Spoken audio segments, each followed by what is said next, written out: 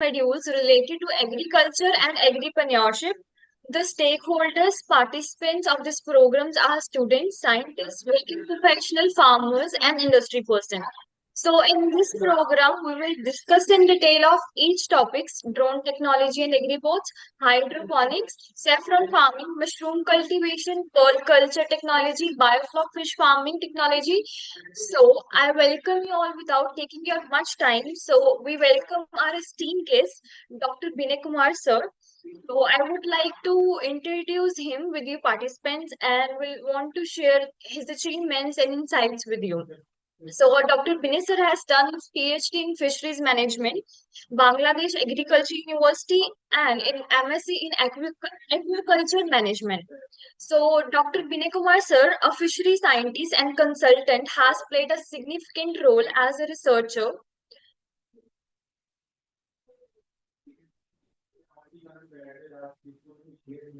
Audible. Okay.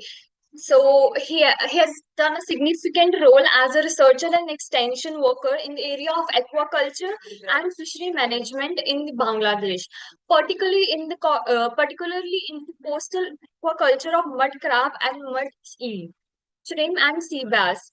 So he has guided international PhD students and is a supervisor and co-supervisor at Bangladesh Agriculture Universities.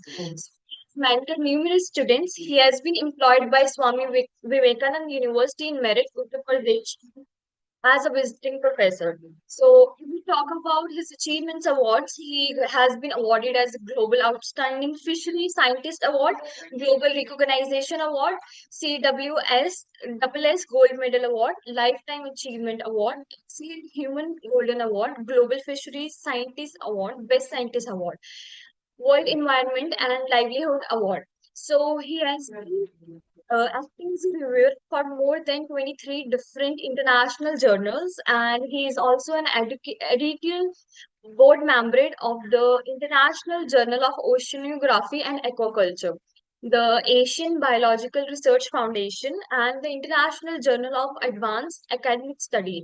He is also a life member of 18 national and international societies and organizations, about 15 research and 88 abstracts and 89 scientific papers and 38 other articles are published by national and international publisher and organization.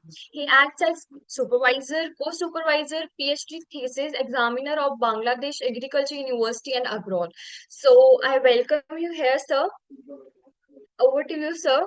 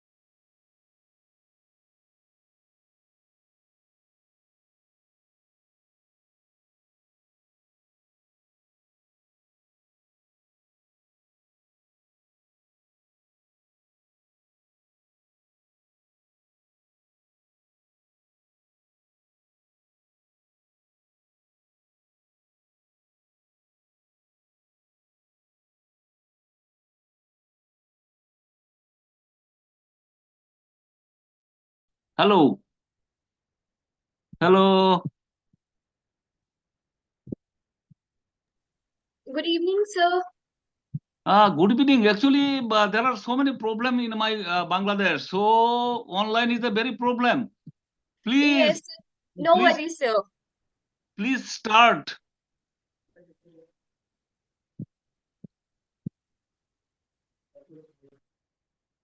How it is possible? I am not option. Oh my God. Share the screen. But I am not. Uh,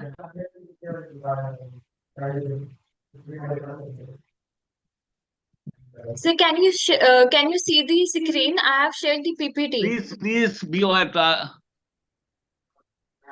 YouTube. What is happened? What is happened?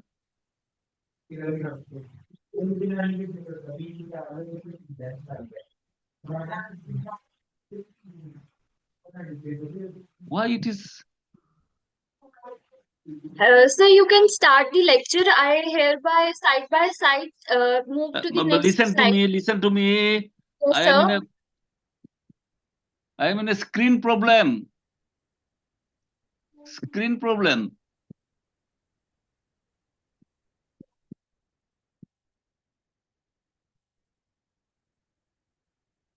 Why it is?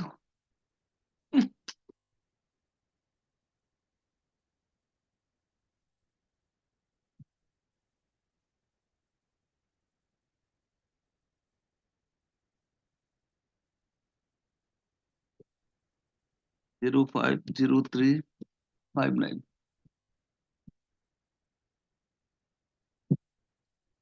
What is the problem?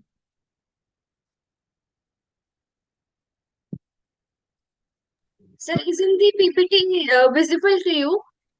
Listen to me. I am facing problem of screen. Screen is not working. Okay, sir. Please be alert.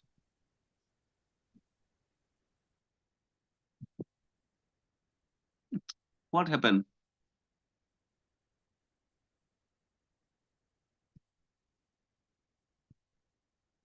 View. What is happened?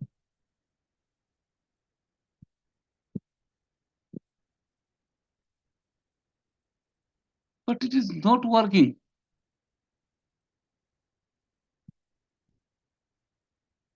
Oh my God.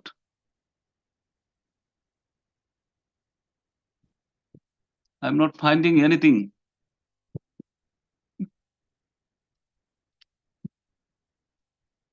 Sorry. What is happened?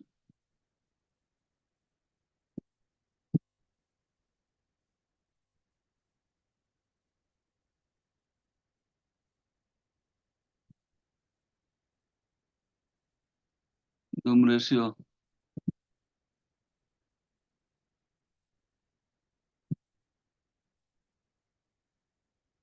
What is happened? Yes. This is not.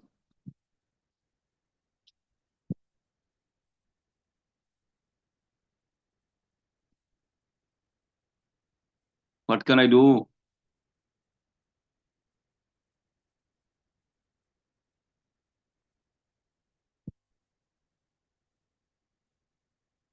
Why it is my screen problem?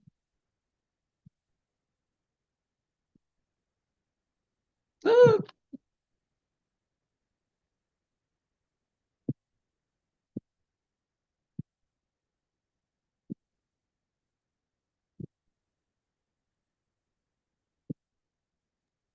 Hello, sir.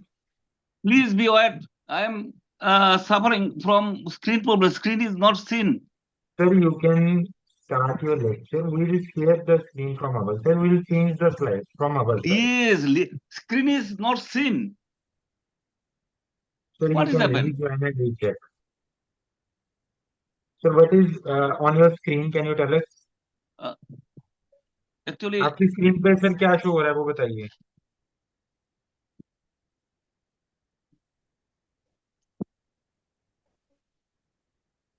My God, what is Sir, the आपको problem? क्या क्यों हो रहा है? Yes, I think, uh, yes, yes.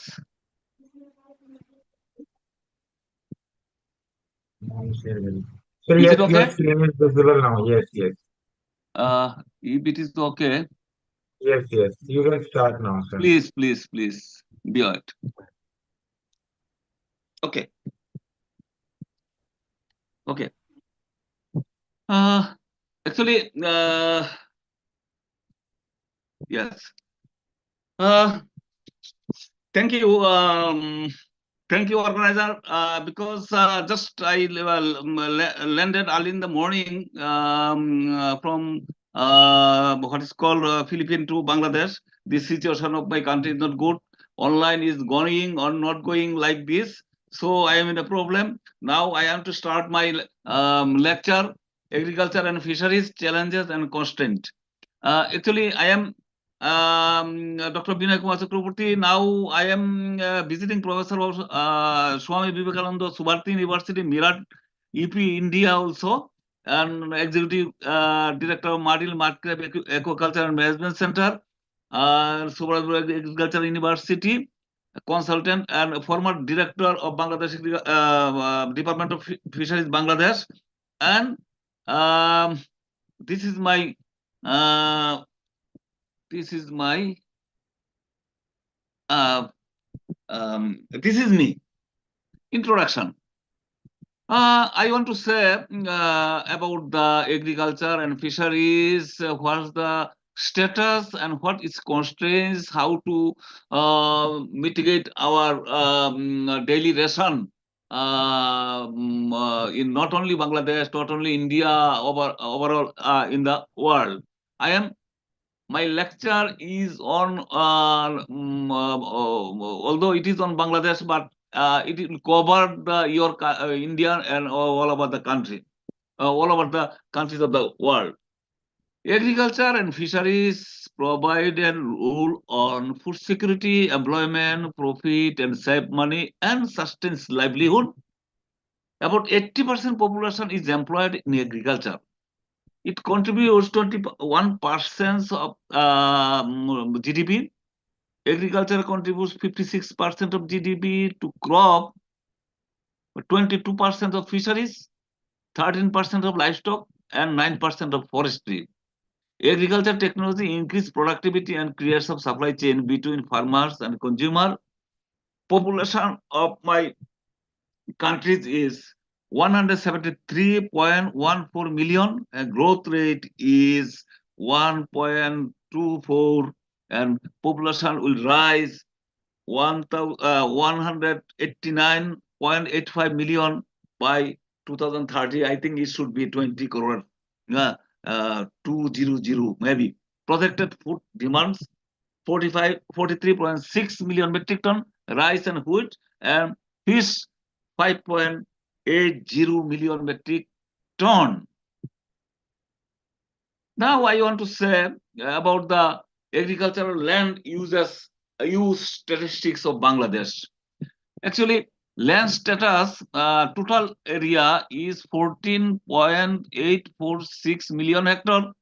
It covers, that is forest, 2.599, cultivated land 8.44, cultivable waste 0.268, current follow 0.469, and single crop area is 2.851, double crop area is 3.984, and triple crop area is 0.974. Net crop area is 7.809. It is the report of BSSS 2010. Total crop area is 13.742 million hectare. And now I want to say types of farm. About 18 million farms households, and about 41.5% of land is occupied by landless people. The youngest people criteria is 0 to 0.49 acre and zero point 0.5 to 1.49 acre marginal farmer, small farmer 1.5 to 2.40 acres, medium farmer 2.50 to 7.49 acres, and make up 11.65% of land. Last farmer not less than 7.50 acres and make up 1.4%.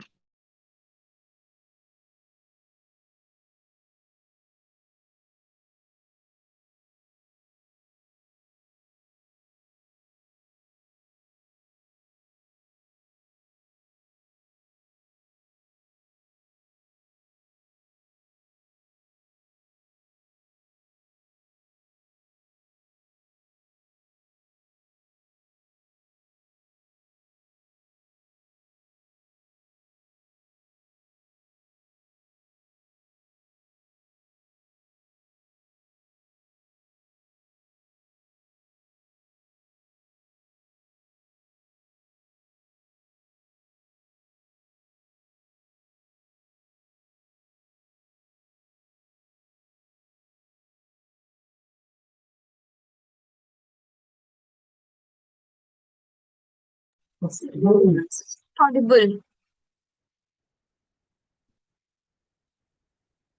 Sir, please unmute yourself. Your voice is not audible.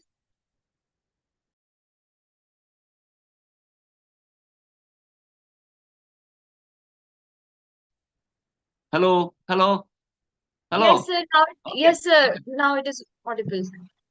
Data questions are asked systematically with the farm questionnaire is data of crop, aquatic fauna was collected from collecting center, landing centers, wholesaler, different market survey, farmers, fishers, hatchery owners, fish farmers, etc. Collected secondary data from the Department of Agriculture Extension, Fisheries Department of Fisheries, and internet site. Data were systematically analyzed through one-way ANOVA using SPSS program. Now I want to say a scenario of projected population status of Bangladesh. The population status was 2010 was that is 149.69 million million and 2020 it was 169.54 and it will be 2030 that is 189.85 million people. So it is a burning issue for the like a small country like as Bangladesh. Now I want to say what is happening. That is global food system in 2050. What will be needed from the global food system? That is the what will be the demand of food. That is so for 7 billion people it will be increase plus 50%. 9 billion people will be 2050. So a huge number of people will be increased. And what is happened? 35% increase of food production by 2030. That is the report of FAO. Excess of safe, nutritious, and diverse diets, and 4.5% income growth per day for smallholder farmers in poorer countries, improve health in outcomes, reduce nourishment and child stunting, and reduce that is obesity, and improve the resilience and responsive to shock. Uh, this is the situation. And productivity, what would be the productivity? Feeding 9 billion people in 2050. Here food production regain 1972 to 2050. This is the scenario. And food demands by commodities in 2050 relative to 2005 to 2007. That is the scenario. That is cereal will be 40%, milk and dairy 65%, roots 55%, and the meat 75%, sugar and sugar crops 59%. And adaptation, climate change, that is the impact on food system. What will be the condition of the adaptation of climate change? Problems today, short-term viability, and issues tomorrow, medium-term yield loss and increasing cost structure and uncertain future. What will be the future? Well, there is the scenario, that is the what is happen. China, Brazil, France, China, that is the in case of maize. In case of white, what would be happen? That is -2%, Russia -14%, and France -5%, like this. Now I want to say about the situation of Bangladesh within 2030. What will be the projected requirement and current population and additional requirement? In case of rice, 39.80 million ton, and current production is 34 million ton, and additional requirement will be 5.80. In case of wheat, there is the additional requirement will be 3.01, maize 2.50, pulse 3.30, and oil seed 1.04, and vegetables 11.80. Food grains production during 2015 to 16 to 2022-23. Food grains. What's the name of the food grain? That is the rice. Awu Saman Buru. Total rice production was like 2050 to 16, the 347.10 million metric ton, and it will be increased 400. That is 15.69 metric ton will be required, and 2001 and 22 it was 391.80 metric ton. In case of wheat, what will be happen? The scenario was 2015 to 16 was 13.48, and 23 was 11.60 metric ton. In case of maize, 27.59, and that is the 22-23, that is last year 57.68, and total food grains was what is happened 2015-16 it was 388.17, and the 2021-22 2022-23 it was 484.98 million metric ton product. And rice production during the 2015 to 16 and 2022 to 23. What is the happen? This is the Awush, that is Buro, that is Amon, and total rice. What this is the condition? We are increasing the production of rice year-wise. This is the picture, and this statistical analysis is done. That is, regression time is linear, like this, and food grains production during that is I want to say yes, rice, white, maize, and total. What is happening? This was only rice, and this was rice, wheat, and maize total production. I have discussed it before, and this is the scenario. We are producing increasing rate of production of rice, wheat, maize. This is the scenario. And seed production and distribution. This is the seed production and distribution total 2020 to 21. That is 1,49,004 million metric ton, not million, metric ton. And distribution was 38,572 metric ton. And last year the scenario was 1,47,000, and distribution was 1,50,000 261, there is the shortage of food. And use of chemical fertilizer, this is the scenario. We use urea, TSP, DAP, NPK, MOP, AS, gypsum, zinc, and others. This is the scenario of the chemical fertilizers. Last year, that is 21-22, the urea was like this. The total was 6,825.55 ton fertilizer was used. An area of the irrigation. In case of irrigation area, that is LP, the other deep tubewell, shallow deep well, all total, that is the last year, 57.20, 20, that is the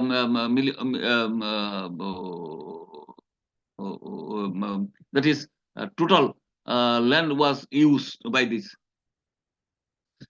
Initiative taken by research institution. What's the initiation initiatives? BD Bangladesh Rice Research Institute work with salt tolerant, submerged tolerant, and drought tolerant, salt, cold, drought tolerant rice varieties using gene marker technology and short duration varieties. Bari Bangladesh Agriculture Rice Research Institute works with the high value vegetables, white, maize, and flour, especially heat tolerant wheat and tomato varieties, and develop the farm machineries. And BINA, Bangladesh Institute of National Agriculture, works with short duration crops with reduced food security. And BADC, that is multiplies seed varieties. DIE, Department of Agriculture Extension, disseminate the modern technology and affect agricultural extension service to the farmers and providing training. IFDC focuses on soil fertility management and agri-based fertilizer sector. And BRAC continue breed hybrid rice and using materials from the IRI and BIRI. Now I want to say about the good news of one scientist, Bangladeshi scientist discover Ponchobrihi, Dr. Abed Choudhury. She discovered this rice. What is the characteristic rice? Rice is plow. His innovation is Ponchobrihi. Ponchobrihi means having 5 hands, 5 times yield. The rice can be produced at 3 times less cost, and yield comes 110 days for first time. Next crop come on 45 days. Yield of Buru once, Aus twice, and Almond twice. Can potentially guarantee food security of its entire population for the next 50 years by disseminating this rice cultivation, save farmers time and also their money. This is the variety, and first production is the January first culture, and after 110 days, it is the month of May, the rice was cropped, and July again, not cropping. From this, it is not, it is only one time, but it crop is 5 times like this. And after 14 days, July, it is again crop and 4 ton production per hectare, and bovary fish bees. The seeders protected from that rice, and the cut down of the rice trees, that is 35 height of the tree, 35 centimeter. This is the new invention. I think it will be helpful for not only Bangladesh and India also. And diversify of agriculture crops. We produce huge amount of variety: BR1, BR2, BR3, BR6, BR like this. So many varieties we are inventing and producing in the our agriculture field, and there are so many other varieties also here. It is ongoing.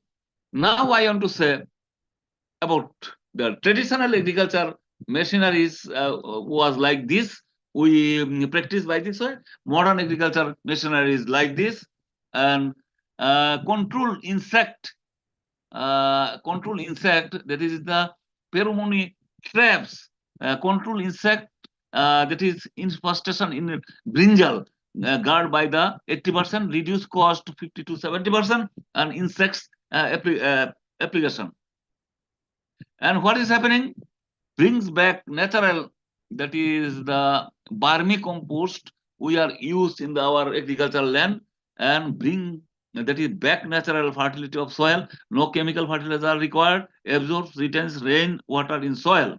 And here year round availability, reduce and reuse, recycle, and non pollution, profitably commercial business. It is, we are going, sorry, natural production. For natural production, we are going this way. Now, I want to say about the summer tomato, kitnash, that is pesticide free agricultural field, tomato field. How this is the system, 13.17 ton per acre it was produced, and profit is 3 lakh, 3 lakh money per hectare, per acre. This is the one news for our agricultural field. And this is the some agricultural machineries that are used in different stages of crop cultivation. Now India also uses so modern equipment for agriculture sector. Now I want to go my departmental sector, that is fisheries sector. This is the fisheries sector, projected fish demand and supply in 2030. What will be happen? Well, actually, 2020, 2025, 2030 year, the population million, that is 2020 the population was 168.70 million, and 2025 it will be 180.89 million, and 2030 189.85 million. Fish demand,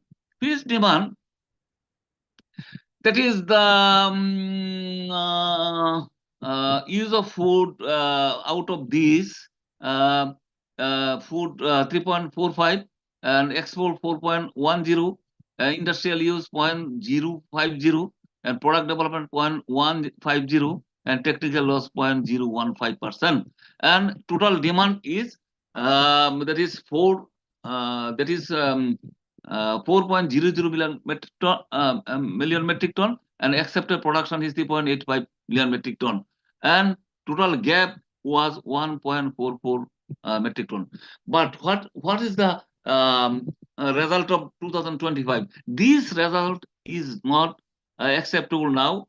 The total production was 2000 that is 22-23 was 4.915 million metric ton, but here the target was 4.32 million metric ton, but we exceeded. And 2030 it will be, demand will be 5.3 million metric ton, and there is a gap expecting 0.82. But now my comments is, no gap will be found during the year coming year 2030. Here, the total production of fisheries, 1983-84, the production was 0.854, and last year the production was 4. There is a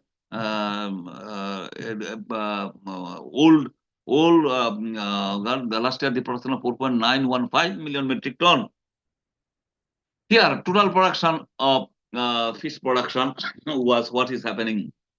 Total production, that is, I want to say, inland fisheries, capture fisheries, that is open water fisheries management. We are producing like this bird diagram production. 1983-84, the production was 0.4716 million metric ton.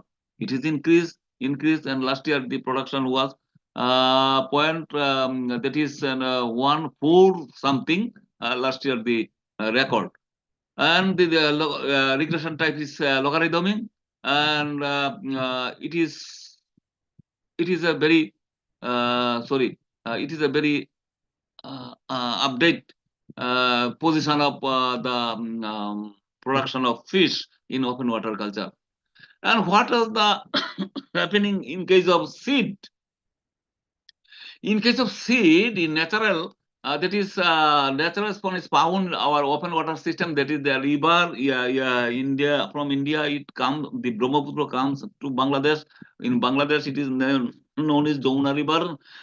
Near Ganga, when cross the Farakka Bridge, the name of the Ganga River is Podda, and Podda and Jamuna join, and lastly, it joins the Meghna River. Magna to our that is Bay of Bengal. It names is Magna. So this system, the what is the problem here? The production is ups and down like this. 1 year it is the 9,276. Last year the production 1,850 55 kg swan was recorded in the our open water system. What the reason? The reason is river is silted, polluted, overexploited, brute fish, that is collection of brute fry from natural resource, and indiscriminate use of pesticide, etc. This is the reason for lower production of natural spawn. And in case of artificial spawn, we are producing huge amount. That is, this is the marginal status. The last year the production was 6,27,586 kg, and it is more or less same every year. But last year is lesser than 2020-21. It was the reason of we are practicing in diversify some fish species, the small fish. For that reason, the farmers are interested to culture these fishes. For that reason, the total production is decreased. What is happened in case of capture fisheries? Capture fisheries production is recorded. It is increased rapidly. 1983-84, the production was only 0.11703 million metric ton, but it increased last year to 0.84 something million metric ton, and so it is a huge amount of production in our aquaculture of fisheries in Bangladesh. I want to say one thing about it. The Indian aquaculture is it is developing, but our aquaculture is developed more than Indian aquaculture. But Indian coastal aquaculture and marine aquaculture is more developed than Bangladesh, so they are in a higher position in fisheries production. And aquaculture, what is the aquaculture practice? Culture of polyculture, carporiculture, small scale polyculture, catfish polyculture, monoculture, case culture, and pen culture, pedicum fish culture, like this. We are producing fish. There are so many methods. The culture method is extensive. We are producing not less than 1.5 million metric ton. Semi-intensive 1.4524 metric ton, intensive 4.10 metric ton, highly intensive not less than 10 metric ton. Here is our native fish we are culturing, and this is the exotic fish which we are culturing. That is katla lebi riota, kirina migala, kalbasu lebio gonia, sorputi puntia sarana, lebio bata, and that is the Thaipangas, big head, silver carp, Steniperigono ideala, that is grass carp, that is the black carp, this is the common carp, that is the Pontius gonotonias, and tilapia. This is the new record for our Bangladesh, diversify indigenous fish culture. This is the small fish This is the Ompok Pabda, this is the Mistus Cabicius, Mistus Tangra, and Mistus Heteroporus fossilis, this upper side, and this is Clarias Batracus, and this is Anabastes studinia, this is Pontia serrana, this is Libia vata, this is Amlaviriganomola, this is Isuma zandica, Chana striatus, Pontia sapur, Osteo Brahma Cotio, Ganatus arile, and the Notus Chitola. We are practicing and producing huge amount of fish in our aquaculture field. We are using hormone for induced breeding. That is, we are breeding, nursing, and growing this fish our open aquaculture field. And another is that is called integrated fish farming, ecological balance, sustainable technologies. I want to say what is happening. What is happening in that case? That is the agri-based farming, Fedicum fish culture, production 2 million metric ton per hectare. And in paddy field, we are in paddy field, that is we produce that is perimeter type and central pond type and lateral distance type.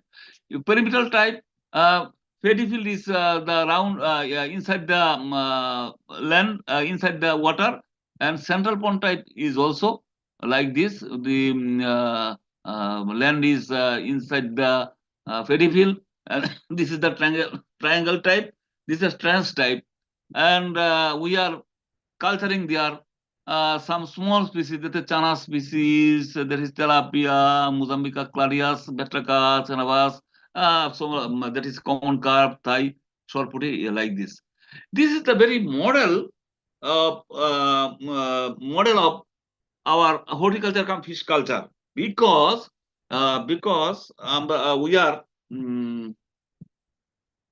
we are producing sorry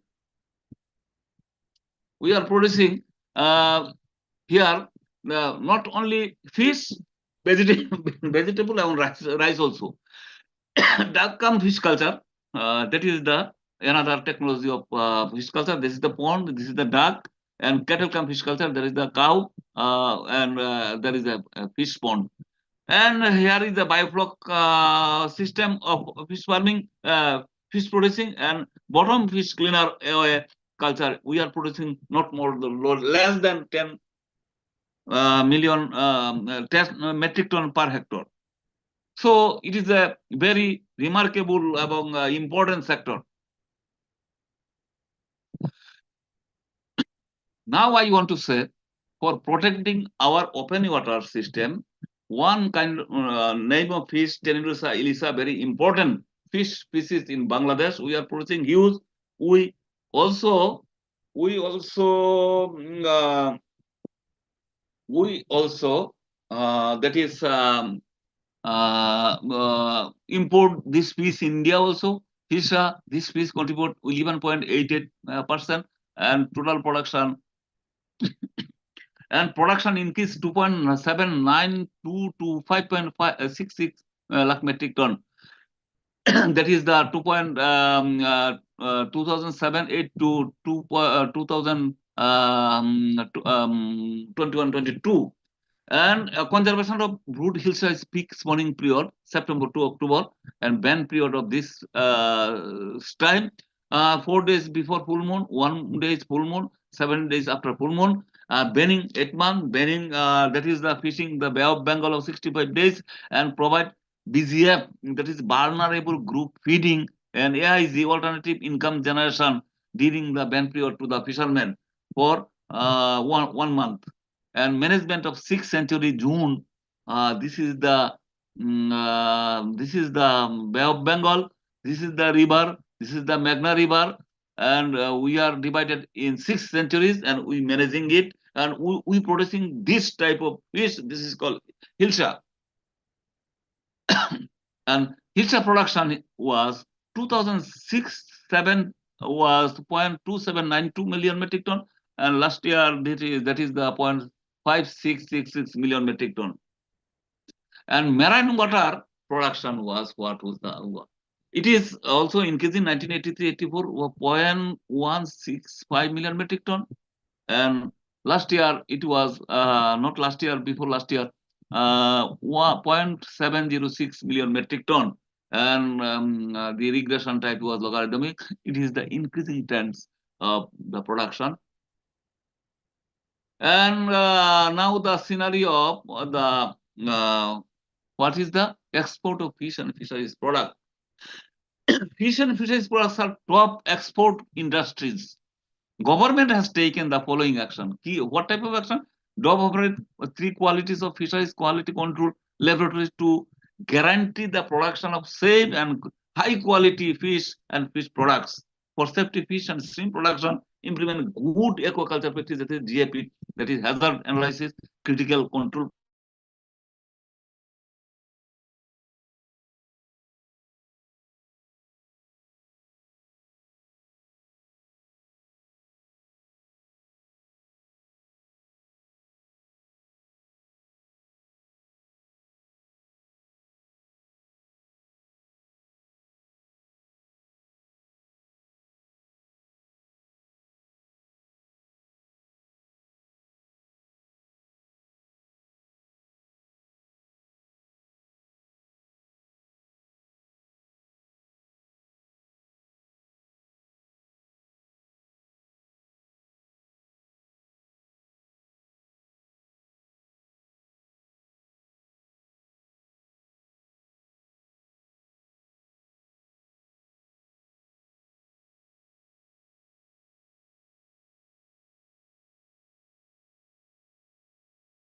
Hello, hello, hello, hello. Yes, sir. Are you hearing me? Yes, sir. You're audible. Okay. Now, challenge, I want to say challenge of agriculture. What's the challenge crop agriculture faces in productivity, profitability, sustainability, resource efficiency, and product quality, post-harvest management, diversification, and commercialization? And climate change effect is what? The changes of sea level rise will inundate 16% of planted area, and displacement of 10% of population, and loss of 2 billion tons of crop production every year. And what is happening in case of cyclone storm surges causes erosion in floodplains and chargelands, increasing salinity, damage crop area, and reduces productivity. And excess groundwater extraction causes reduced surface and groundwater availability. It is a very burning issue for our future generation. Farmers' low productivity is due to inadequate facilities, knowledge gap in the modern technology. It's a another issue. Uh, Lacks of improved yield selling in hybrid varieties.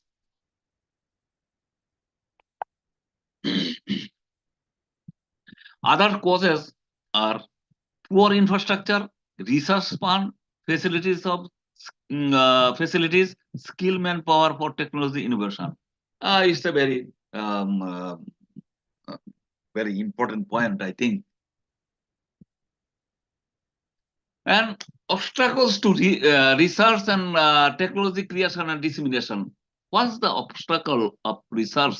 Uh, Insufficient financial support of the country and current system of incentive for scientists in inadequate and inadequate human resource development program, inadequate partnership in the research and technologies and transfer system, and a decline of land resources. It is another burning issue. B2, land is decreasing year by year. Population is increasing, and that is for we are establishing different type of industries our land, and we destroy our forest area, and even our plain land, our rice field is also blocked by for human being due to um, uh, increase of human population. So it is a burning issue. Lower understanding of automation and lack of suitable machinery, climate change, increase insufficient stressful environment are floods, submission, that is submersion and salinity, droughts, pests and diseases. Over indulgence in fertilizer and uneven fertilizer application is another issue for our agriculture field. We use huge amount of fertilizer and pesticides in our paddy field, which is causes for so many negative negative uh, uh, reactive in our human body, and it is another burning issue, I think. And over 80%, 85% of TB marginal and landless farmer, a deficient system of technology transmission and a knowledge gap among the farmers, and technical gaps between pre and post harvest management system, weak links between market research extension and farmer, and sorry, improper planning and land uses and agricultural goods rapid perishability and high post-harvest losses, farmers' access in agricultural loans in restricted and inadequate technology of that is satisfied demand of export and inadequate technology for difficult environment and ecosystem. Now, in case of fisheries, what is happening? Fisheries, the subsector of agriculture, can boost the fish output through the sustainable use of resources. Climate change, natural resources degradation, and environmental vulnerability, and this is the predicted to increase population growth, resulting a supply demand gap of production. Demand driven action research needs to meet future demand, and that is I want to say reduce the demand supply gap with a steady growth rate of approximately 2.5% to 2030. It is important for why? It is important food security and poverty reduction. And despite the population growth, climate change challenges, and hazardous production, high input cost, and climate change related challenges. And limitation. What is the limitation? Limitation of climate change damages grazing, nursing ground, and decreases the natural stock, and impact of physiology, behavior, growth, and breeding. Fish biodiversity damaged by natural and anthropogenic activities, leading to extinct 54 fish species. This is the report of IUCN 1999. Environmental vulnerability. Over 92% of water passing through the delta originate outside of Bangladesh, which is a risk from global warming, rainfall pattern, and coastal erosion. Actually, Bangladesh is bounded by India. All the river comes from India, so it is a burning issue for us. Water pollution. Worse from domestic, agricultural, and industrial radioactive substances and heavy metal threats to aquatic fauna and flora of aquatic environment. Ganga Brahmaputra River discharges sediment 2.197 million tons per year of sediment, increases river bed and decreases water volume. It's a very risky issue. Biological depression of farming species, that is inbreeding and crossbreeding, is a major constraint in aquaculture, and quality and cost of farming imports. What is it? Rapid expansion in agriculture increase demand for seed and feed, and farmer access to agricultural loan is restricted also. Now I want to go conclusion. Actually, world population like this, our Dhaka city, what is happening? It is in the festival of Eid festival. What is happening? World population will be grown 619 to 9 billion. and global cereal demand will be grow 2.1 to 3 billion ton in 2050. The demand would be a great challenge to secure the future dietary demand for increased population. Sustainability in sorry, mm, agriculture, aquaculture, and fisheries is under tremendous stress due to increasing population growth, challenging climatic condition, and vulnerable to hazard of climate change, flood, drought, salinity, depleting water resources, and declining production and through indiscriminate use of agrochemicals and poor resources. To improve yield without compromising environmental integrity, incentives and policies are for sustainability in agriculture and aquaculture are very important. Sustainable environmental practice are necessary to balance in policy for aquaculture and agriculture also. Create a challenge on policies, institutions, human resources, and technologies is very important. Ensuring security, property rights, and policies that provide farmer with incentive for resource management and access to yield increasing and resource conserving technology is very crucial. So uh, I think sorry. Uh, Here is my conclusion, and I want to conclude my lecture. If there is a question, please ask me. I can try to meet up to answer your question. Yes, so Okay, thank before you. concluding the session, I have opened the chat box. So, participants, if you're having any query or doubt, you can drop down there in the chat box and interact with the sir.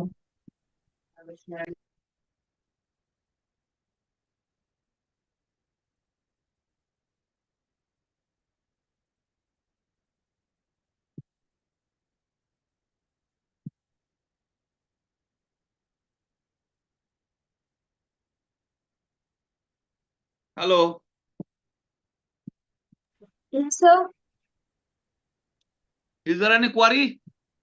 Sir, I have opened the chat box. So, I haven't seen any question yet, but I hope they will write. Okay.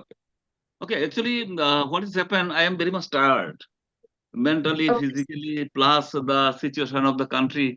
You know, I don't know have you know the situation of Bangladesh. Bangladesh, the condition 144 is ongoing, so the political situation is not good here.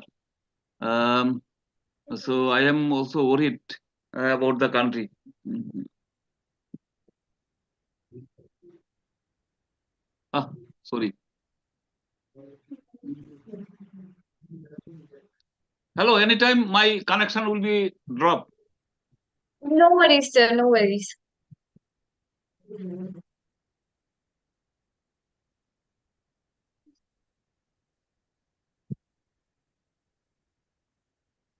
Someone is writing, sir, thank you very much, sir, for very informating.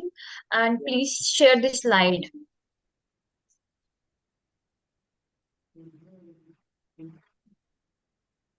Okay, thank you.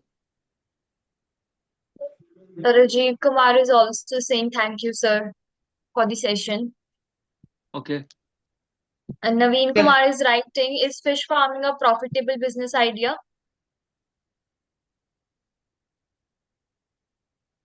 Okay. Mhm.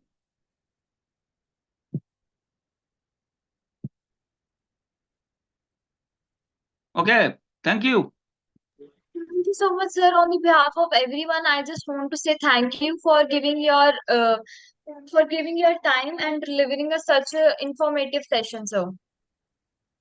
Okay. So I welcome Dr. Parveen, sir. So your next host will be Isha. Shikha. Over to you, Shikha.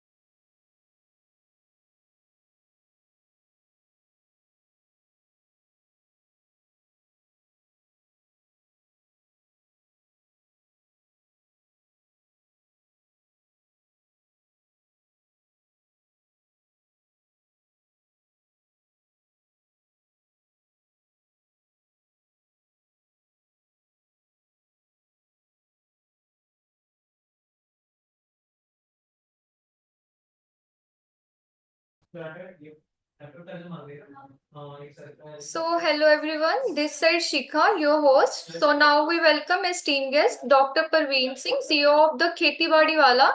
So, I would like to share some of his achievements and insights. Dr. Parveen Singh, now the Kheti Wala is a seasoned hydroponics professional with nearly 20 years of experience in urban agriculture, crop management, and high-tech farming. Hydroponics growing system and high-tech farming experience. Dr. Singh hydroponics expertise includes establish a pilot project at Dabur India Limited with advanced techniques like retractable greenhouse and nutrient film technique. He developed protocols for crops such as cherry, tomatoes, and herbs, and innovative supply chains system to enhance shelf life. At DS Group, he led a 4-acre hydroponics plot project cultivating damask, rose, and jasmine, and conducting trials for non-traditional crops like saffron and black almond. Currently, he mentors hydroponic projects for farms supporting commercial farming operations. Geographical exposure of and crop expertise. Dr. Singh works Spain, Asia, Africa, and Europe. In Nigeria, he developed new products and business strategies for Indoma fertilizer. In Ethiopia, he established Saber Farms PLC, preparing 800 hectares for cultivation and collaborating with local universities. In India, he managed agronomy and for Nagarjuna fertilizer and LED hydroponics project at Dabur and DS Group, focusing on exotic vegetables and high-value flowers. Dr. Parveen Singh, nearly 20 years of hydroponics and high-tech farming experience, combined his global exposure and crop expertise make him leader in sustainable and efficient agriculture. His innovative solutions and strategic leadership have driven successful ventures worldwide, advancing modern farming practices. So it's an honor for us, sir. You are here, and I welcome you, sir. Thank you, Shika.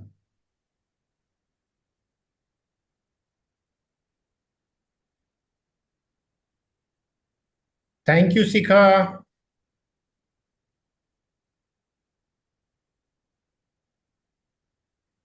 Can you hear me? Shall I Yes. go ahead? Yes, sir. Yeah, Shika. So, shall I proceed? Yes, sir. Thank you, Shika. And good evening, good morning, and good afternoon. I don't know which part of the globe you are connected with.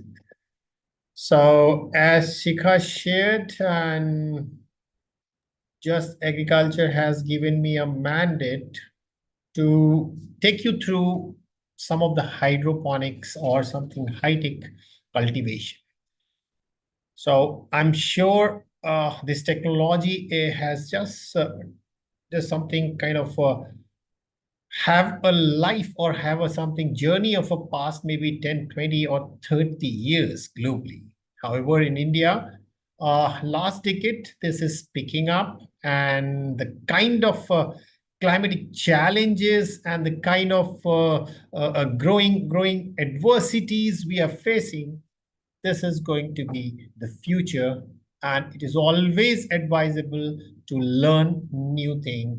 So I'll briefly tell you about hydroponic, and then I will specifically talk about the fertilizer management in hydroponics, because it's not easy to cover everything in a 1 hour. So I decided to take you through a journey of how you can efficiently ensure the fertilizer management, which, as I shown in the slide itself, is hard for any hydroponic growing system. So once again, let me explain that what is hydroponic. I'm sure that everybody knows that growing crop without soil is hydroponics, but it is beyond. If you see like a scientific definition or science behind this hydroponic or this technique, it is a technique which is associated with root. So if you are thinking that hydroponic is a technique to grow your crop, yes, it is right. Without soil, yes, it is right. But the most crucial important thing is this is only associated with the root. And root is what? The root in any plant is a supply source. Indirectly, if we say it is a mouth for the plant. So far, your definition or many of us is giving our definition, growing crop without soil is hydroponics. Let's go beyond. So hydroponic is a technique to create an ideal or a better microclimate around the root or root zone or rhizosphere. So if we talk about what is this creating ideal microclimate, what is these component of microclimate? So creating ideal temperature, creating ideal kind of a nutrition, creating ideal temperature, less fluctuation, plenty of oxygen to breathe. So definitely, if the roots are healthy, then the shoots are definitely going to be a healthy one. And if the supply source are healthy, then the production factory, which is known as a plant factory, mostly these high-tech projects, they are considered to be as a plant factory. Your output is going to be that way.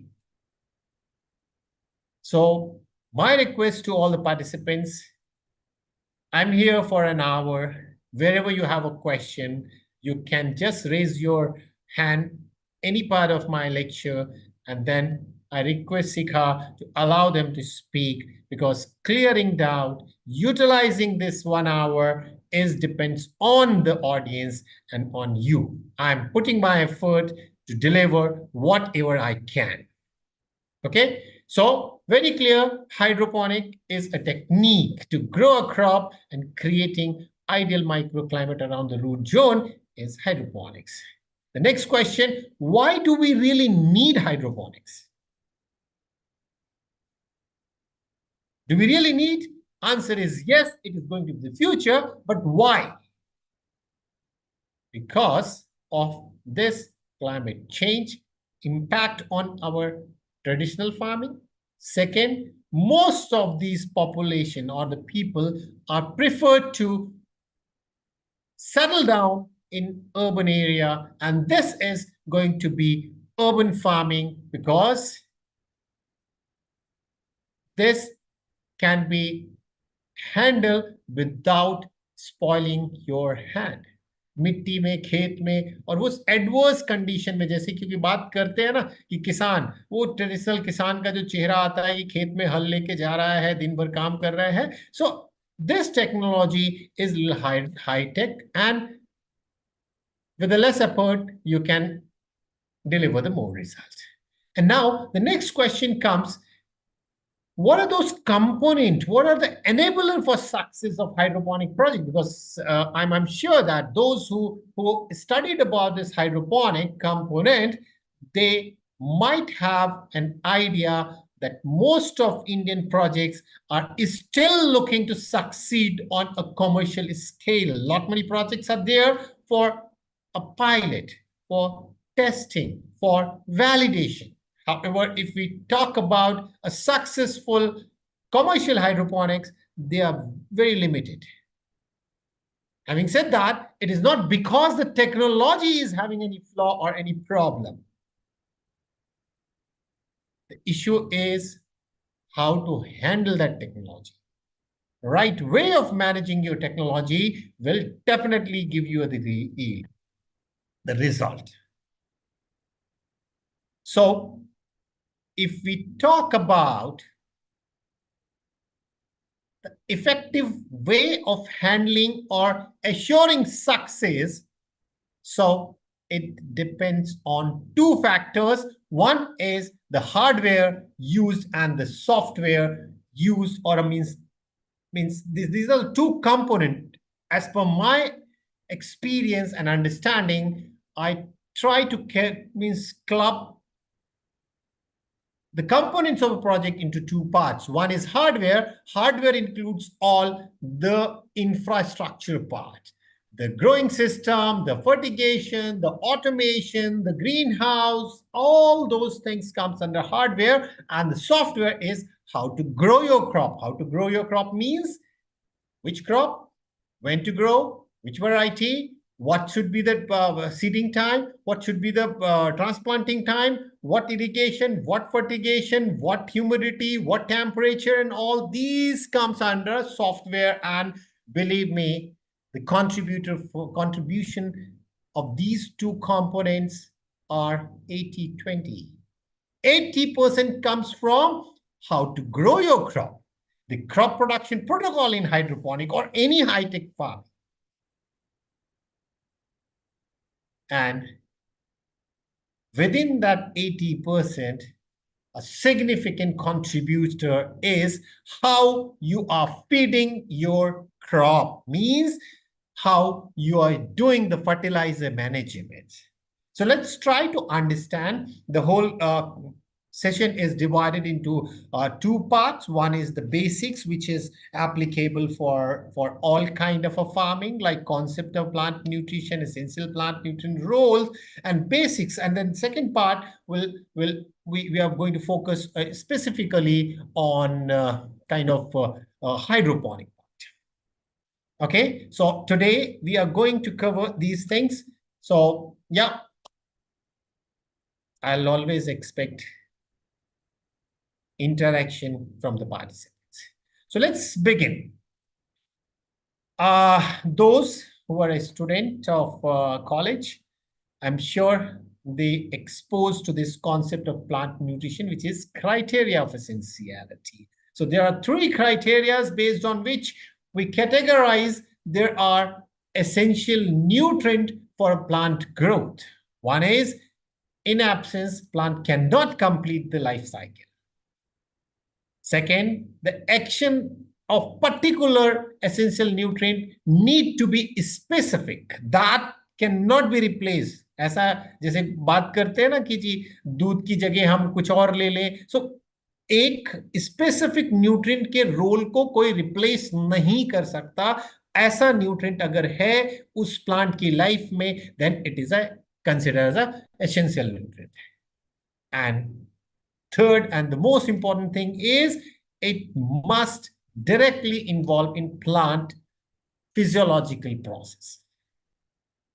So these are the basic criteria, which is well known to all students. And then second is law of minimum. This barrel, I'm sure, means 99% of these student, they come across, and most probably the participants, they also know this. And let's try to understand why this is important to understand for my hydroponic farming. So this is the basic concept. I think Shreya Bharti has raised a hand. Can just allow? Shika, can you allow Shreya to ask question? Yes, sir. Yeah. So till the time Shreya is going to ask, what I want to convey from here, every component, every growth or... Dear participants, our chat box is open, or those who are interested to ask any question or have any query, please ask in our chat box. Can't we allow them to speak? Shreya has raised a hand. No?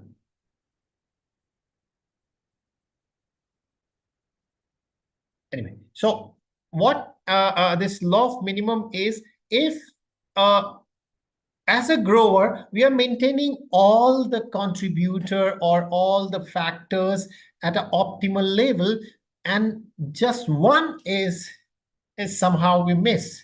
So your yield, the maximum production, is going to drain out from there. And to understand this in a better way, you just imagine a gunny bag and put a strip and cut one of the strip by which you are making a gunny bag to a level lower than at the top or the mouth of that gunny bag, and you fill your any produce, the gunny bag can only be filled up to the place that the shortest strip is there, and that this is somehow indicating the same thing. So if you are talking about high-tech farming, it is really, really essential to ensure optimal level of your every factor to achieve the optimum yield. So that's the law of minimum, or it's called as a barrel law also. So it says that the yield is restricted by the minimum or a least factor, least availability of resource that is going to govern your yield. So yeah, the next concept is hidden hunger. Why it is important? Let me see that what the people are saying. Can we grow dragon fruit? Oh, hydroponic, mostly high risk in a fruit fly. Okay. Okay. These are the questions which I'll take up at the end. This is something like going away from what we are talking about. Nutrition definitely is the basic question I'll take at the end. So hidden hunger is a concept where it is categorically says that if you are an efficient grower, or if you want to really utilize the technology, so you have to ensure the optimal level of every resources, because what happened, the symptom is somehow is advanced stage of the damage. So if there are symptoms, it's mean you as a grower and the crop has already suffered and your productivity is going to impact it because of you are not able to understand, or you are not able to maintain the optimal level of your resources. So if the symptoms are there, it's mean it's a failure of the grower. So it means if you are growing doing a traditional farming, it's okay. There's nothing like to worry. But if you are really doing a hydroponic or a high-tech farming, then there's a need for at least ensuring that there should not be even a hidden hunger. Symptom to dur ki baat hai, even hidden hunger bhi nahi honi chahiye. So again, the basic, these are something like a kind of essential nutrients everybody knows. And these can be classified based on an amount required, mobility in soil, mobility in plant, chemical nature, function in plant. So here, I'll take up only two: mobility in soil. There is no need because we are not at all using the soil. Mobility in plant is really, really important.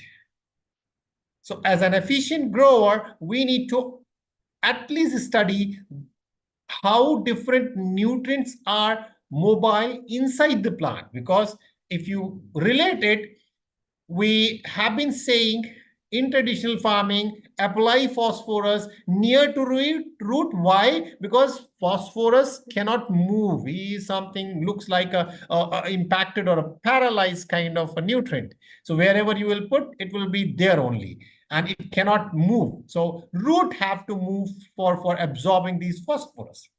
So that is soil. Similarly, in hydroponics or in high-tech farming, mobility inside the plant is crucial to understand. So I'll talk in next section. So these are some very common thing. Agri students, they definitely have exposed, or whoever has just passed through this agri education system, they definitely got exposed to this. Why I want to mention here, because there is a need to understand the ratio between these kind of nutrient, because now it's not only the nutrient role. If kind of a ratio is not as per the requirement of a plant. Giving an example, like if nitrogen is available in plenty, but the calcium is not there, nitrogen will build the protein. It is going to do that's all other things, but without calcium, the plant cannot manufacture or cannot develop the cell wall. And if the cell wall is not there, then means the use of protein is not there, because protein is a bodybuilding material. So that's how what I'm saying. the individual roles are really, really important. However, the associated role of these nutrients are really important. So if you are looking for a vegetative growth, nitrogen is going to play a role. If you're looking for a root development and sugar formation and even the seed formation, so other things, then yes, the phosphorus role is majorly comes in when you are looking for a root development. So initial phase, it is really required. So potassium, yes, it is a somehow a kind of as a function, or it is doing a role of transport agent, because it is one of the other things. It create a moisture stress, helping a plant to overcome the moisture stress and something kind of even disease resistance. But the most important work is it's provide the quality and ship the food, manufactured food, to the storage places like a seed, root, or fruit. Calcium, as I mentioned, that it is important while cell development and even shining, luster, and the quality of produce. So magnesium, it is the central atom for this chlorophyll. Without that, you cannot get a bright green color of your plants. Iron, definitely, it is having a role in many of these kind of enzymatic activities. And yes, अगर हम देखें तो it is a kind of hydroponics, iron role is like hemoglobin in our body is the role of iron. It's carry, I don't know. So it carries something oxygen to the plant requirement side. Manganese is again, I don't know what is. Sika, can you just see that you receive a request for recording the cloud? Shall I say yes, deny, or what? Shika, are you there?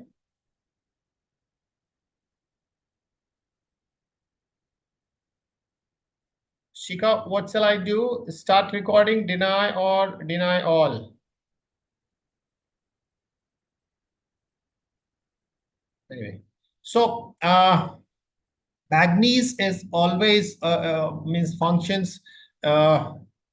Anyway, deny all.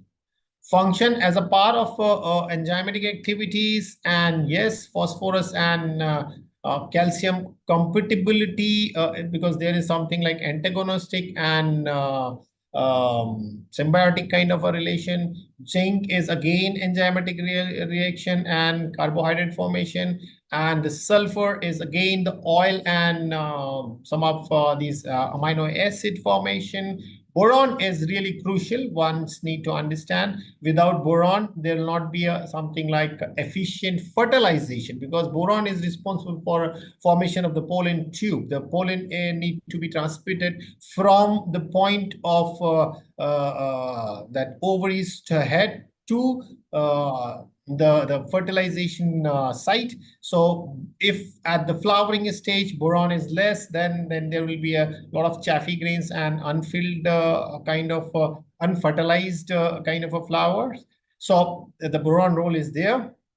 Copper is one of the essential nutrient which we need to be very, very cautious, because this is one of the nutrient which shows a kind of a toxic symptom also. So we need to be very cautious while designing our fertilizer recipe, that copper should not be in excess quantity. Molybdenum, again, it is not much role in hydroponics, but yes, in leguminous crop, it is having a lot of role while nitrogen fixation.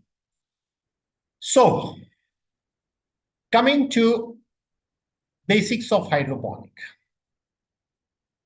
the new crop nutrition in hydroponic. What should be the source of fertilizer? So, all those common factors are there, which is common for traditional as well as hydroponic also. And we need to identify right source of fertilizer for our hydroponic growing system, because in soil, the microclimate, the dynamic condition is different than hydroponic. And most of these fertilizers are being designed considering the soil microclimate. So in hydroponics, only water-soluble fertilizers. So we need to understand that what are those water-soluble fertilizer. आजकल specialty fertilizer के नाम से जितने भी ये water-soluble fertilizers आ रहे हैं, those are only allowed to use in hydroponic. Okay. और एक जो अमाइड फर्टिलाइजर की बात करते हैं, what is that amide fertilizer? Amide fertilizers are basically the urea is amide fertilizer, and now we have a good number of fertilizer grades like 19, 19, 19, 20, 20, 20, 18, 18, 18. So while identifying this, we need to understand even in 19, part of nitrogen is being supplied by urea. And urea is not at all allowed in hydroponic. Why? I'll take up in next slides. Only branded fertilizer. Why branded fertilizer? Because we cannot, means a person who is doing hydroponic farming, after investing a good capital, for him taking a risk just because of spurious kind of a fertilizer, it is not advisable, and even it is not even allowed. So to begin with, whenever you are planning for a new venture in hydroponics, only restrict to establish kind of a brand like IFCO, Cribco, Aries, and even this Haifa products, and even some of these Tata's product. All those can be used. So, and one more important factor, whenever you are working out your fertilizer recipe or fertilizer management plan, you need to consider that source of nitrogen need to be nitrate as well as ammonical farmers. So only giving a nitrate or only giving a ammonical fertilizer is going to give a stress on your plant growth, which is not our target. As an efficient growing, we cannot afford that. So, okay, the next thing in hydroponic crop nutrition is there are different types of fertilizer application, different methods of fertilizer application. So if we talk about, so one is based on recirculation. If I talk about based on recirculation, there are two systems. One is an open system, second is a closed system. What is these two, the open system and closed system? Open systems are those where the applied fertilizer is leached away and it is run to a waste. Okay, so suppose we are applying a 1 liter of a fertilizer solution or a nutrient solution to your crop, and the grow bag is having a capability of absorbing 700 or 600 mLs. Rest is leaching out, and it is going waste in that soil itself. So that system is known as open system, as it is running for a waste some of these leached excess solution. Then definitely the efficiency of this system is relatively less. And the second system is a closed system where the excess leached water or least nutrient solution will again go back to your nutrient tank, nutrient circulating tank, and the fertilizer automation system will adjust the required or top up those required kind of a nutrient solution for maintaining the target EC and pH is the closed system. Yes, it is highly efficient, however, required a high degree of a capability or technical knowledge to maintain the desired level of nutrition, because sometime what happens, the nutrient ratio, what I've initially shared, the nutrient ratio between these essential nutrient may impacted because of the recipe versus the absorption. Are you getting? as a grower, you are going to assume that my plant is going to have this much of a nitrogen, this much phosphorus, potassium, and all the essential nutrient का एक recipe बनता है. ठीक है?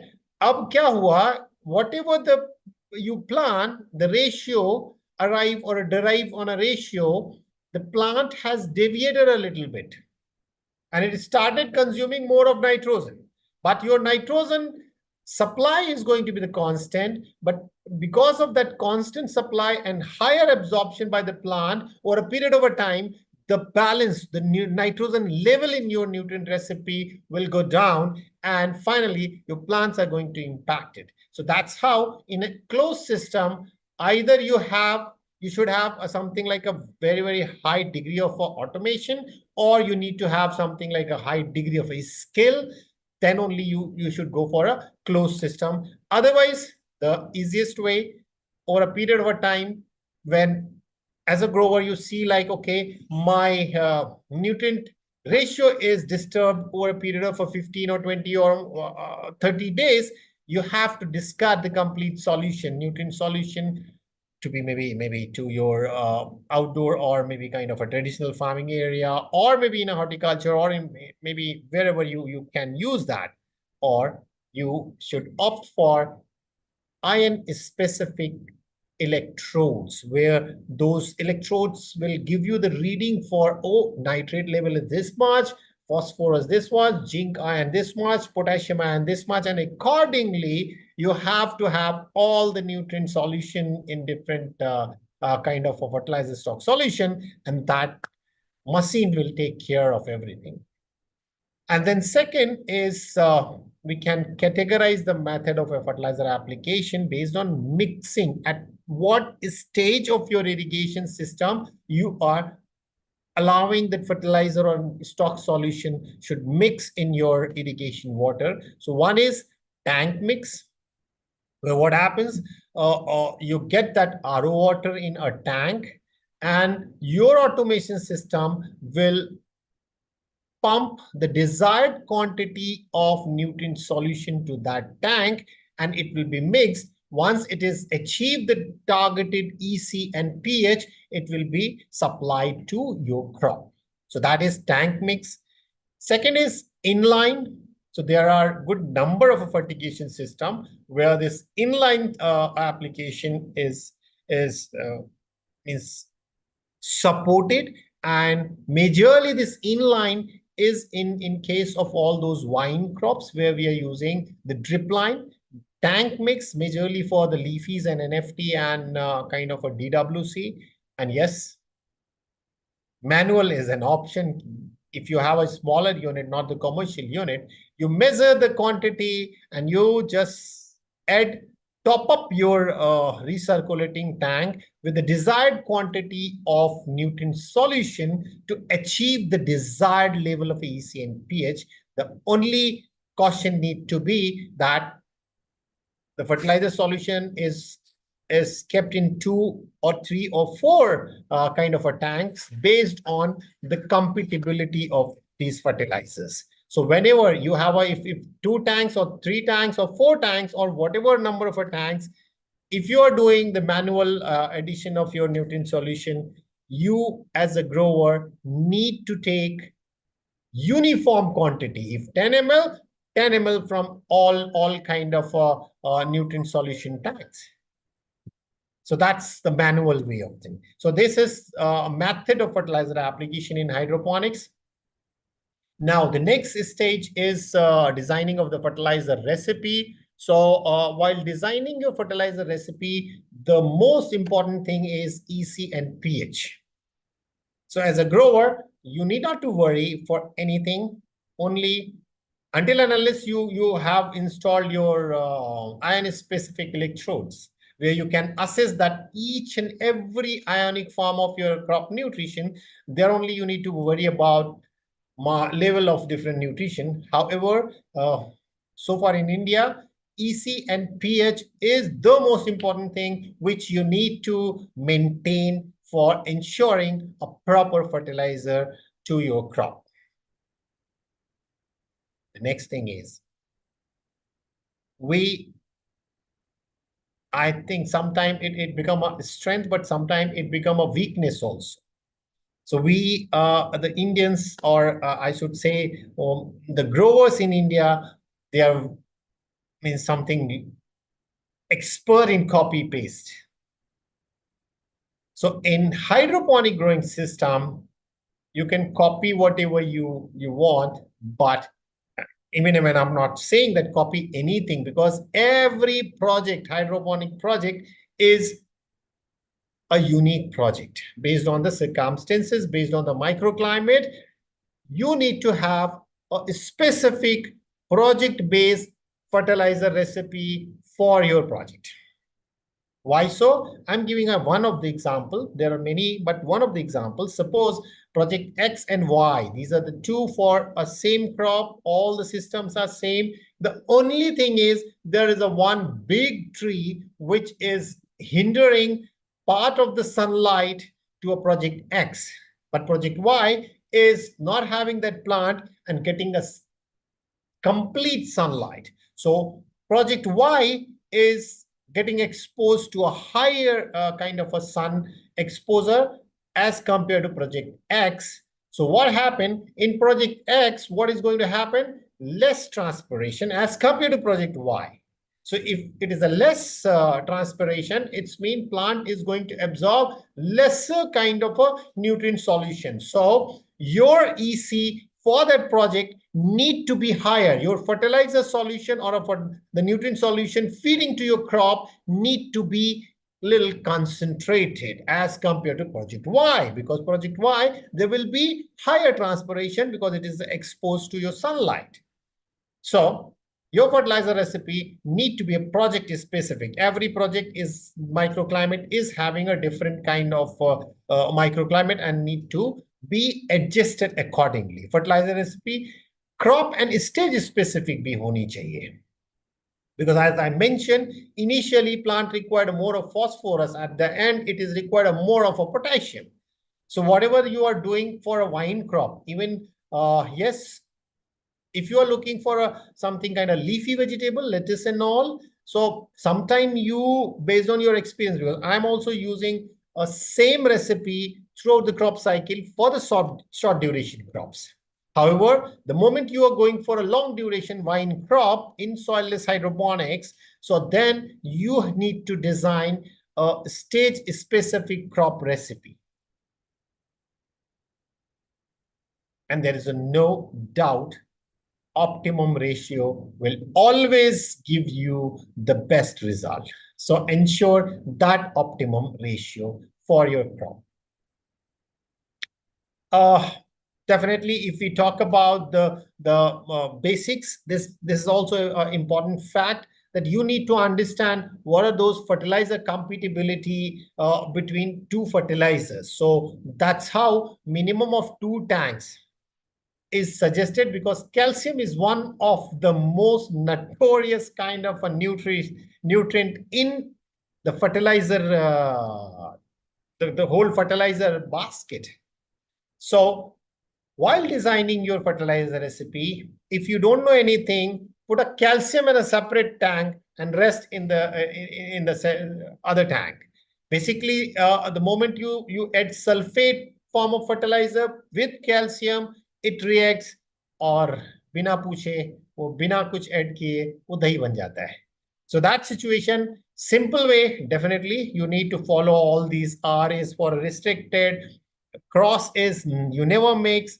So you need to follow, but the thumb rule is try to keep calcium nitrate in a one tank and rest in other tanks. That's the basic one.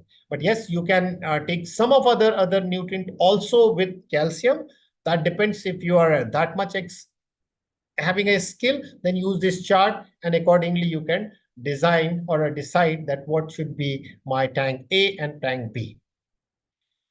Okay, so after giving you a brief about how to do that, I think I'll take up one fertilizer recipe. This is the tool designed over a period of a time, because I am one of the person who learned by hard way.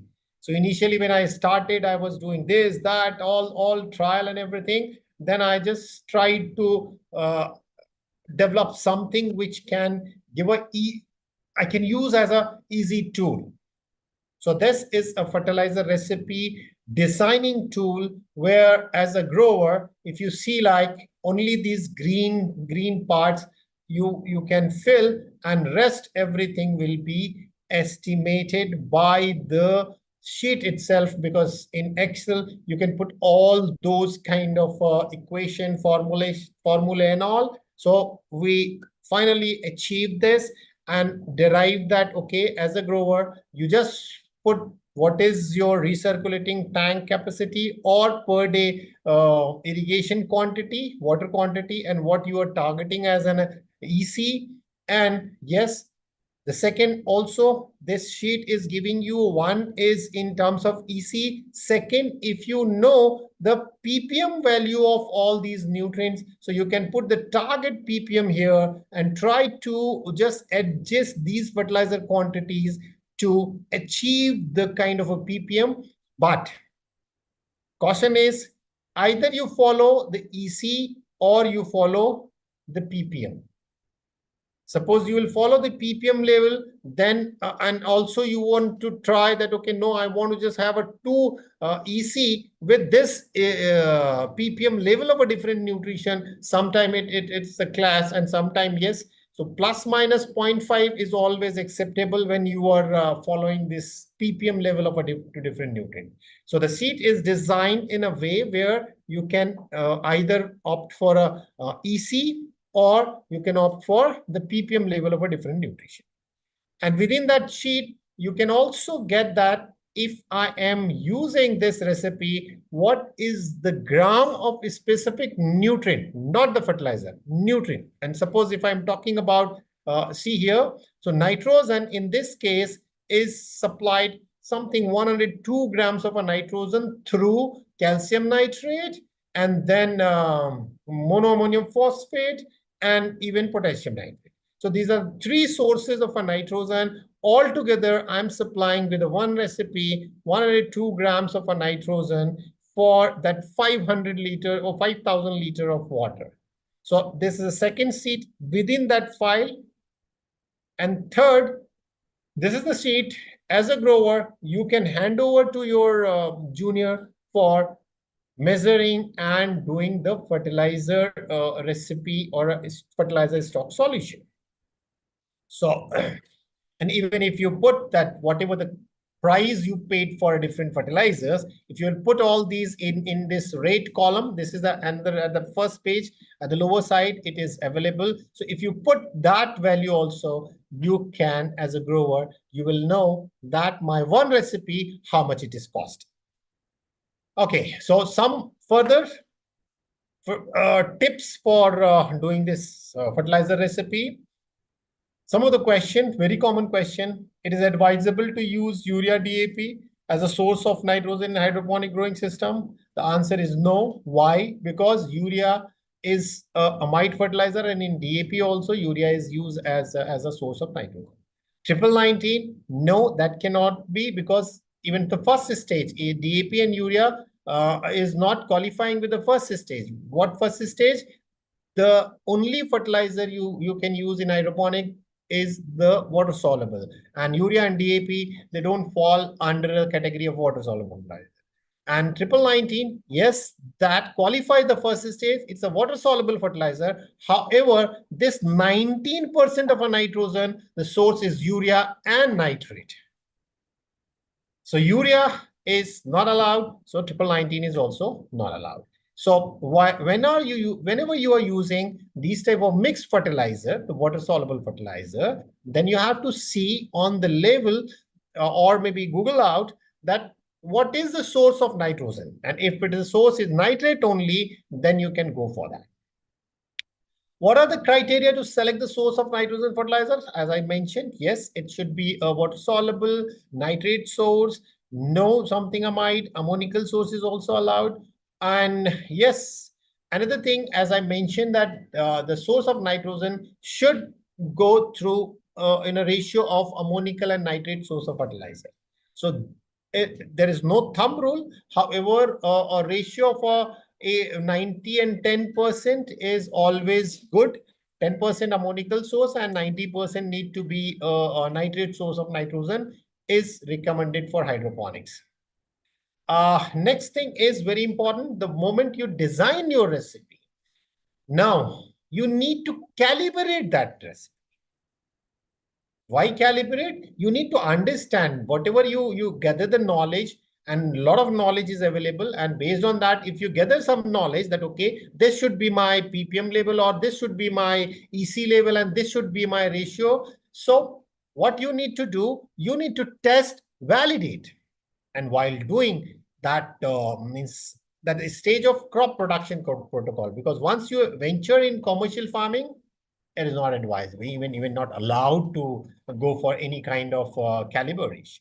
Okay, so once you design your recipe, you need to calibrate that recipe in pilot project, and for that you need to use this kind of a deficiency symptom too. But suppose you design your recipe, you supplied your recipe to your crop, and you just seen some symptom on the apical bud of your crop. So if the symptom is on the apical bud, because first thing you need to see where is that system, whether on the lower leaf, middle leaf, new leaf, or on the apical bud. And if it is on apical buds, it is only because of two lazy nutrients, calcium and boron, because their mobility inside the plant is least. So what happens, once the root absorbs calcium and boron, most of the calcium boron is being utilized on the lower leaf because it's almost immobile inside the plant. And in case of a deficiency, in case your recipe is not optimal, the symptom will appear on the apical bud is a calcium and boron. So you have to calibrate. You have to add either calcium. Next slide, I'll tell you that how to identify the calcium boron difference also on a different nutrient showing the symptom at a one level of the plant. So you need to, as a grower, while calibrating your recipe, you have to add additional. If the symptom is there, you have to add or increase the quantity of a calcium or a boron based on the symptom. So this tool is need to be used while calibrating your fertilizer recipe. So the next thing is, once you understand, okay, at which level or plant part the deficiency is, very simple deficiency chart, only 4-5 kind of a symptom you need to see. Dead spot, no dead spot, green vein, yellow vein. Okay, so these are basically, अगर पूरी से deficiency symptom में जाना है तो यही 4 ही deficiency symptom दिखते हैं. Suppose, for an example, you are calibrating your recipe and you have seen some symptom on a lower leaf. So what qualifies? Lower leaf पे अगर किसी की न्यूट्रिएंट की डेफिशिएंसी हो सकती है, वो उसकी होगी. Those are highly mobile inside the plant. Means nitrogen, phosphorus, potassium, magnesium, and molybdenum. These are the nutrients which are highly mobile inside the plant. So इसमें क्या होता है? After absorption, these nutrients, they reaches on the apical part of the plant, and because of that, its deficiency appear on the lower leaf. So once the symptom is on the lower leaf, you need to be sure, okay, these might be the cause. And then after that, you as a grower need to see whether it is dead spot or it is no dead spot. Dead spot means जली हुई पत्ती, सूखी हुई पत्ती, ऐसा है या नहीं है. अगर है तो potassium and molybdenum can be the cause. अगर no dead spot है तो nitrogen, phosphorus and magnesium can be a cause. And then agar no dead spot with the veins are green, it is magnesium. And if the complete yellowing, veins are yellow, chlorophyll hai, so it is nitrogen. So let me quickly run through to understand a little more on this. Dead spot, and now the question comes, सब dead spot दो पे आ रहा है. Potassium पे भी आ रहा, molybdenum में आ रहा। अब ये मेरी समस्या में कैसे पहचानूं उसको? How to identify the dead spot means because of potassium deficiency and molybdenum deficiency. So the very clear thing, if potassium, there will be a clearly एक आपका नेक्रोसिस होगा, येलो होगा और ग्रीन पार्ट होगा, and it is from the margin, so inside की तरफ जाएगा। And molybdenum होगा तो it is irregular kind of dead spots आपकी लीफ पे होंगे। सिमिलरली इंटरवेनल क्लोरोसिस एंड क्लोरोसिस की बात करें तो बेसिकली इंटरवेनल क्लोरोसिस में अगर दोनों iron and magnesium, because this is symptom appears in this, so how to identify that? So see magnesium interveinal chlorosis, iron interveinal chlorosis, but इसमें भी आपका सेकेंडरी वेन मैग्नीशियम में वो भी ग्रीन होता है, बट आयरन में केवल प्राइमरी वेन्स ग्रीन होता है। And in iron, case of iron, आपका पेपरी काइंड ऑफ स्ट्रक्चर बनता है, मींस आफ्टर सम टाइम वो पत्ती सफेद सी हो जाएगी। So that is about this. And then chlorosis of different like in nitrogen deficiency, पूरी पत्ती पीली पड़ जाती है, there is no interveinal chlorosis. There is a very, very common thing is a boron calcium deficiency. So if we talk about the calcium, one is in an apical part of the bud, but yes, in tomatoes, it also shows something like blossom and rot. And yes, boron is a black heart of your cauliflower, and in tomatoes, these are very common symptoms. So you can just identify that. Okay. One question I promised to answer, that why we should not use the kind of amide fertilizer or urea. So अगर हम बात करते हैं urea की, तो urea is one of, first thing is urea is an organic compound, and second thing is one of the most stable compound. अगर इसको छोड़ दिया जाए, जिसमें कि एंजाइमेटिक, जैसे यूरियस एंजाइम से इसका रिएक्शन नहीं होता है, it can be as it is urea molecule for more than 25 years. So once urea is added, it required a urease enzyme, and because of the urease enzyme, it converts into ammonia. And once this ammonia is unstable, it attracts a hydrogen ion, and then it is converted into ammonium ion, which is an available source of a nitrogen.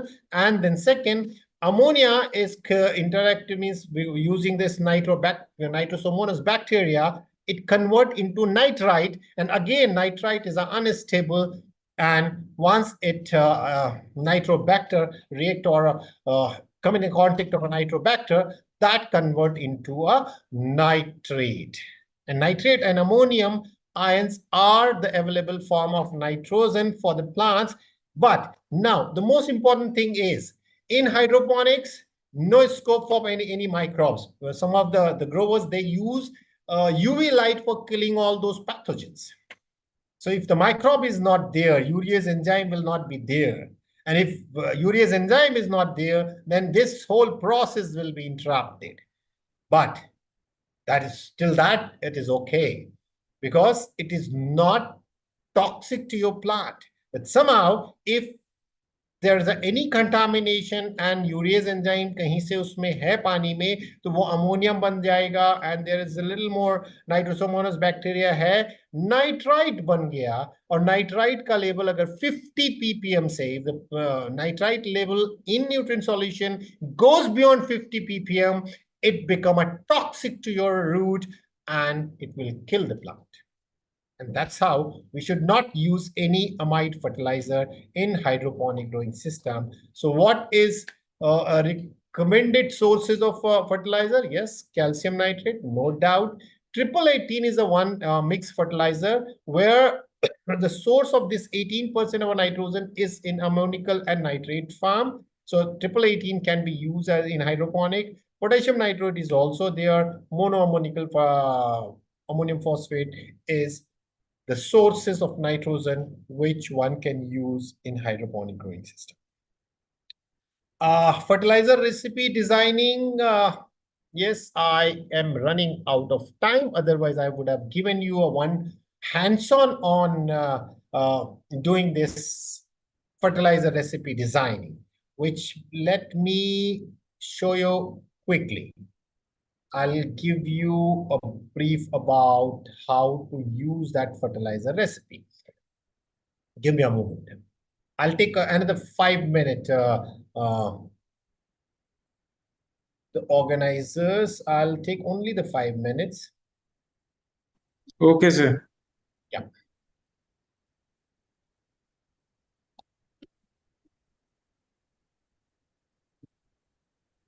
Project.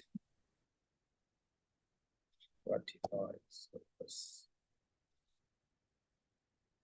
So anyway.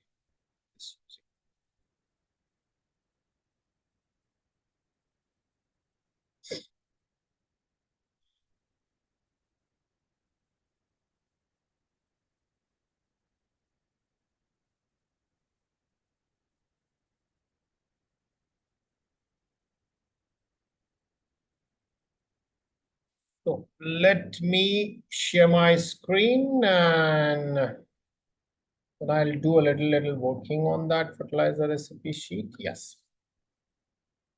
I'm sure that you guys can see this fertilizer recipe designing sheet. I need a response. Can you see this? Yes, sir, it is visible.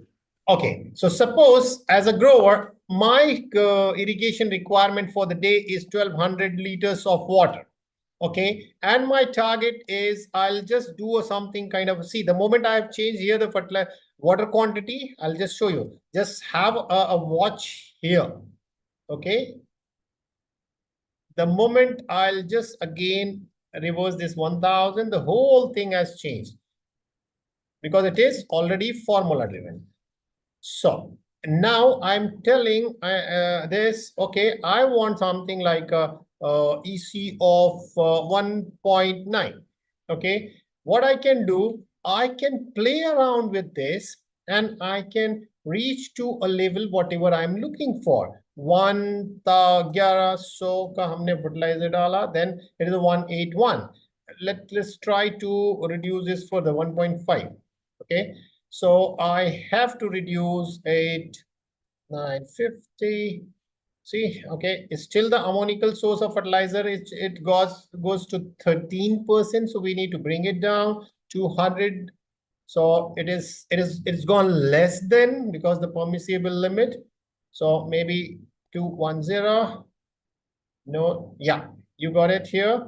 And then again, so what I want to show, playing with these fertilizer sources, everything will be done estimated by the recipe sheet itself. And the most important thing, you need to maintain this NPK ratio as per your crop requirement. Like I mentioned, for at the time of maturity, potassium need to be higher. At the time of initial stage, seedling development, phosphorus need to be higher. Vegetative growth, the nitrogen need to be higher. So playing with this, I can reach to a level what I am looking for. Even see, the moment I put it here 100 instead of 1000, the sheet itself is going to give me that what I made a mistake. Okay. And this is the sheet where you have to work on. And don't worry, the sheet is, I think, protected. So you will be only allowed in the sections or cells where you need to play around. So what I mentioned and share with you, this is something like putting your cost of purchase of fertilizer per kg, then you will get that recipe cost also. This is the sheet where you will get that all in gram, that how much gram of each nutrient you are supplying. And this is the kind of a report you can give to your subordinate for preparing the fertilizer stock solution. And in this itself, I've tried to put all these deficiency symptoms so you can always refer. So this is the sheet available on you can access to this. With those, I will stop because I have already eaten out 5 minutes of yours. I'll be happy to respond some of the questions. So maybe the organizers can allow some of them to ask a question, whatever they want.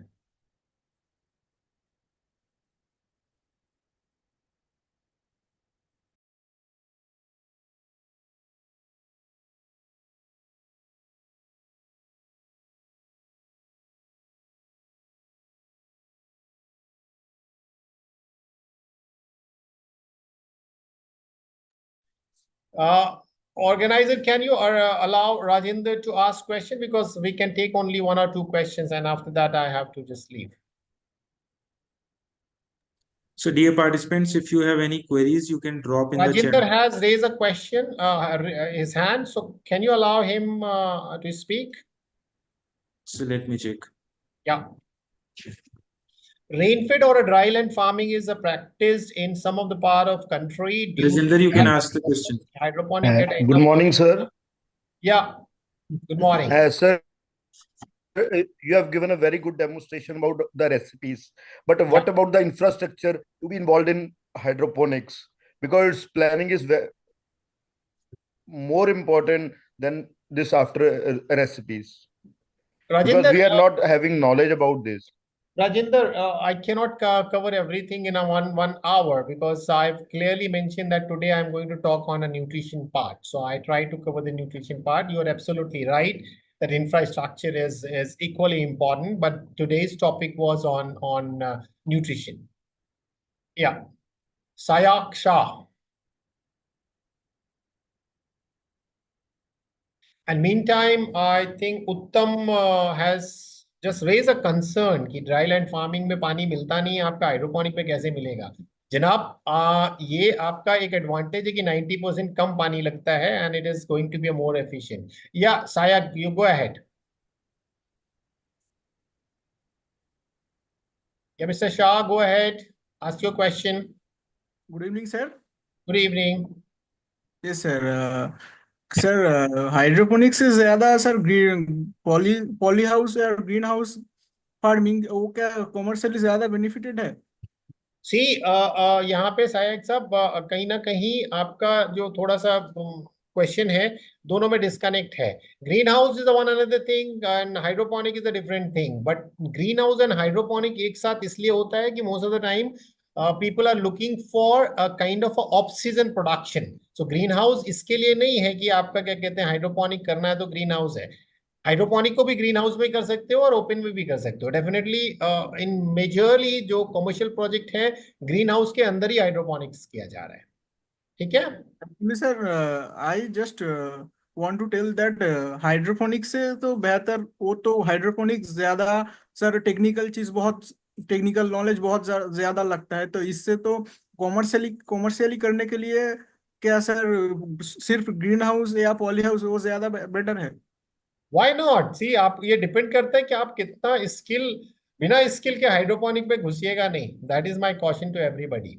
अगर आप देख रहे हैं कि आपकी skill है, आप achieve कर सकते हैं, then only opt for. And still it is not something like कि किसानों का हाइड्रोपोनिक अभी वो लेवल पे नहीं पहुंचा है कि किसानों की खेती. और अगर हम देखें तो हमारा agriculture, Indian agriculture is evolving into two sector. One is a traditional farming and another is a urban farming. Hydroponic is restricted to urban farming which majorly supplies the greens, and traditional farming they are supplying the grains. So there is no competition. They are somehow enabling each other. So जो hydroponic से आएगा वो green fresh का ही आ सकता है. अगर आप उससे सोचो गेहूं दाल चावल, yes it is possible but it's a long way. Okay. और sir for knowledge about hydroponics, how we gather knowledge for training? बहुत सारे सोर्सेज हैं, बहुत सारे सोर्सेज हैं. Now you have to choose the best way is learning while doing. आप अपने घर में एक छोटा सा लगाओ यूनिट यार, करो. बहुत होगा 10 12 20 प्लांट मारोगे, but yes that is the best way of learning hydroponics. Yes sir, yes. Okay, understood. Yeah. Grow in a flower. What fertilizer name, sir? Fertilizer names. Shada Shivam has asked fertilizer name. Fertilizer name अगर आप sheet में देखेंगे वहां पे है how is sown, sir. Seed sown. Seed sowing का अलग है. PPT definitely I'll share. No issue, sir. Good. Thank you, ji. Very good session. Thank you. Informative. Thank you, ji. And one is urban farming is a practice in our country. Arable due to lack of water. Okay. So hydroponics में एक चीज तो clear है कि हमारा जो पानी का रिक्वायरमेंट है, वो पानी का requirement is much lower than your traditional farming. Okay, so somehow आपका पानी का रिक्वायरमेंट उतना होगा नहीं.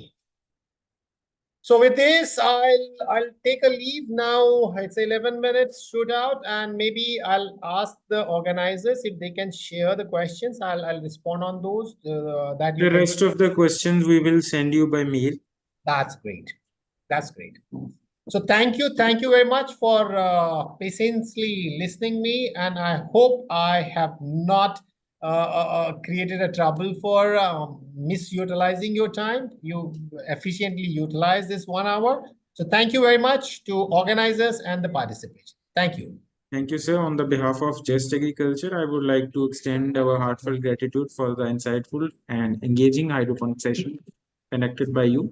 Your expertise and passion for the subject were evident and greatly appreciated by the attendees. Thank you once again for your time and dedication, sir. We look forward to the possibility of hosting you for the future sessions.